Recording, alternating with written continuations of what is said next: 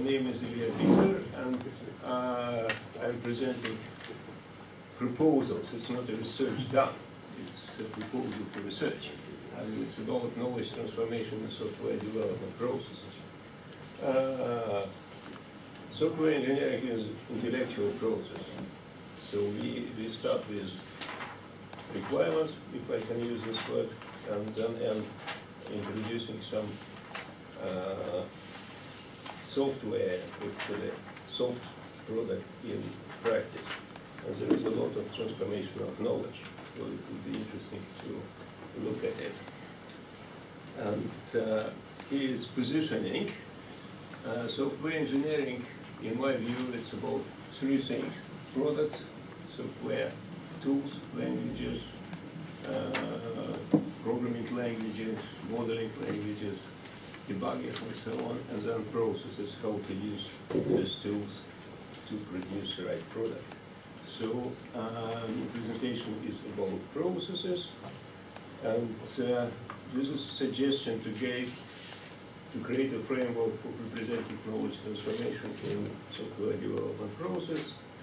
And here is possible utility, analyzing and mitigating risk connected to particular software development methodologies and processes. Okay, here is background for suggestions. The main background is Nanaka's theory of knowledge transformation in organization. It's called SECI, S-E-C-I. I don't know if you can call it SECI or you need to say S-E-C-I. So, no, not SAC. So normally explanation starts over here. So there are socialization process when tacit knowledge in the heads of one group of people is transferred to tacit knowledge in the other group of people. The next is externalization. The knowledge is converted to something on the paper, some theories, models, or whatever. The next is combination. You have this new knowledge, and you add existing knowledge, and through combination you can create something new. So you have a new model, an old theory, you reflect on the new model with old theory, and probably can produce something. In the next step, you need to get this new knowledge in the head of people so they can use it in their practice. And this is internalization. So what I want to do to apply this kind of ideas to software processes. So there is two more things to background. This I will need just to explain a particular kind of knowledge which is not over here. And then basically suggestions are reflection on my own experience with the help of this theory. So we start with a plan. So there are just 3 points. I will look at traditional software development, and then to agile software development, to adapt SECI to it, and then to see if we can analyze and mitigate risks connected to these methodologies. So I start over here. It's adoption of SECI to traditional software development. So we have these people, stakeholders, we have tacit knowledge about their problem needs in their heads.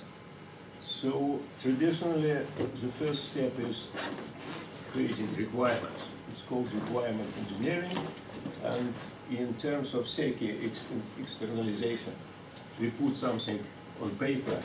It can be in form of models or in form of checklist or whatever, or just text in natural language. The next step is called design, and it's correspond to combination. We get this new knowledge in form of requirements. We apply known methods how to create design corresponding to these requirements, and we produce a new explicit knowledge, and this is a design. So this too is approximately the same as SECI. Here becomes a difference. The difference becomes because before we go into tacit knowledge, we are creating a software system, and software system embeds knowledge, and it's two ages. Here for the programmers, it's explicit knowledge, there is code, but if we go further, it's embedded knowledge, they don't know code. Basically, if a system like legacy system lives too long, then even this is lost, and all knowledge is in the system.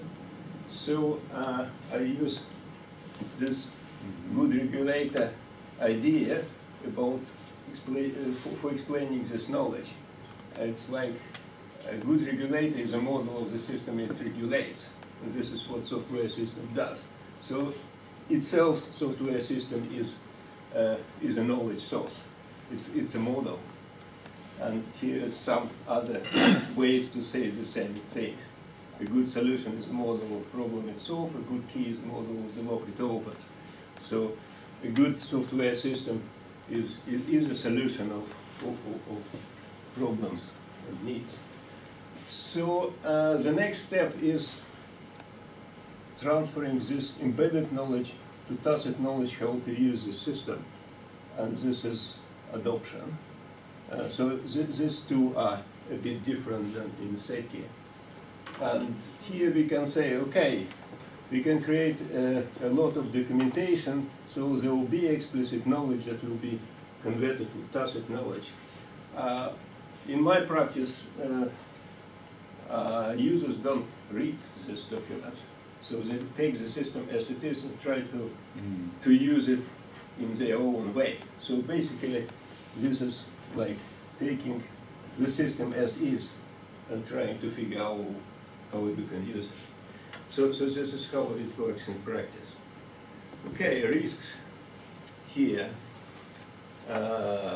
Okay, you have knowledge transformation.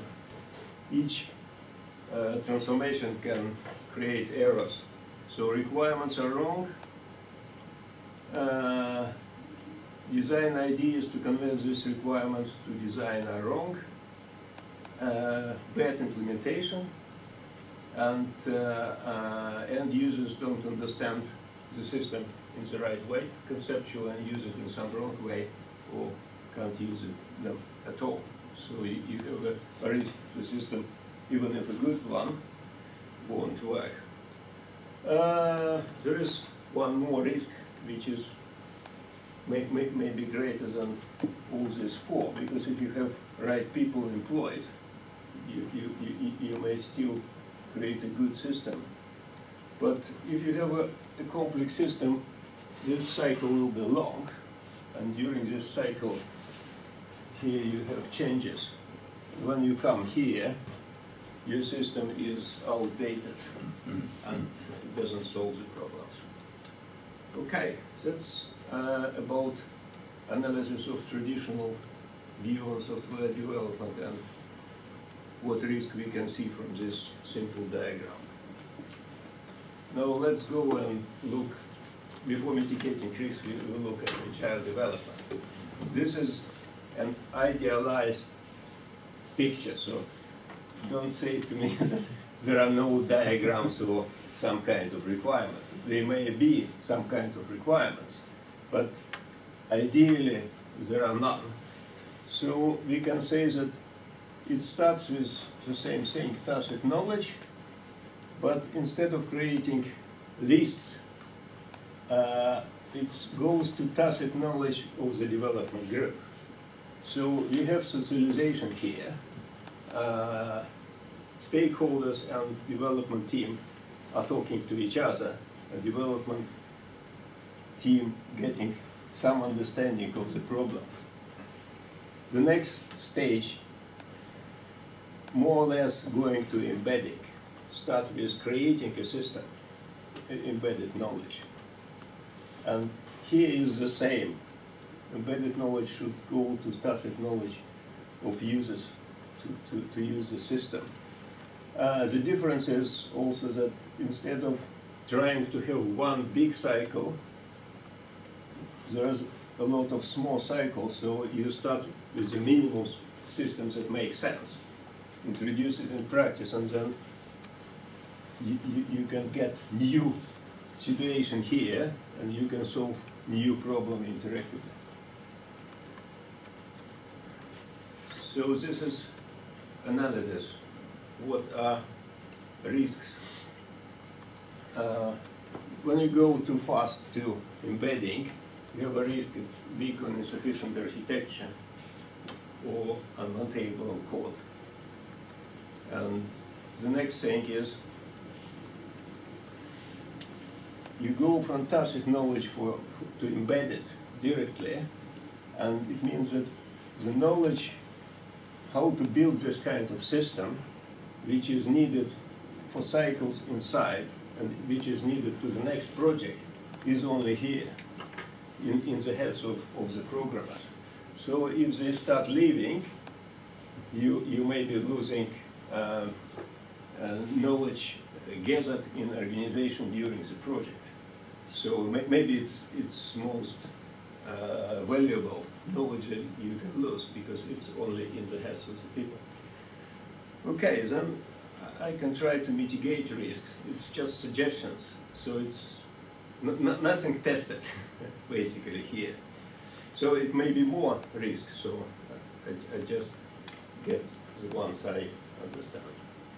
Okay, we get to the traditional first, and here is the greatest risk if we go back. Okay, these four depends on how good stuff you have over here. But this doesn't. To mitigate the last risk, you need to change the structure of an organization. This is a traditional structure. You have software development here, and you have sales, services somewhere else. And each is engaged in own processes. And knowledge of changes is here, not here. You don't know that something is changing. And to establish channels here, it will be impossible. It will be too complex organization. So here is a suggestion: if you start using cross-functional teams, which is not easy, then knowledge here about changes will be delivered by people who are participating over here directly to the development team. What it means that you need to have sales personnel and field service personnel engaged in development, and it means maybe 50%. And you need developers, software developers from here, be engaged in sales and services to get changes that you can fix even in the traditional development cycles. It's not easy. I don't know if it's possible or not, but this is a way to mitigate this risk. Okay, here, mitigating risk in Agile. Okay, basically, even if you don't have design documentation, if you, under these cycles, create development platform, it can be libraries, code libraries, or whatever, or you create a high-level language for development, domain-specific, then you will get this, you will mitigate these risks. So you have better structure, better code, and at the same time, knowledge will be retained in software development platform, even if you don't have design as such documentation. Okay, that's all I want to say, except that I don't know how really people who say that they use agile development, what they do, and I want to investigate it. I have a couple of bachelor students that will get this to do. So we'll see what will be the result. I don't know. Well, it's like, this suggestion is based on my practice. It's what we always do when working agile. It's, you need to structure code. It should be libraries, or it should be, best of all, some kind of a tool that you use. You are not coding all the time from the beginning. Oh, okay, that's all. My time is up. Yes.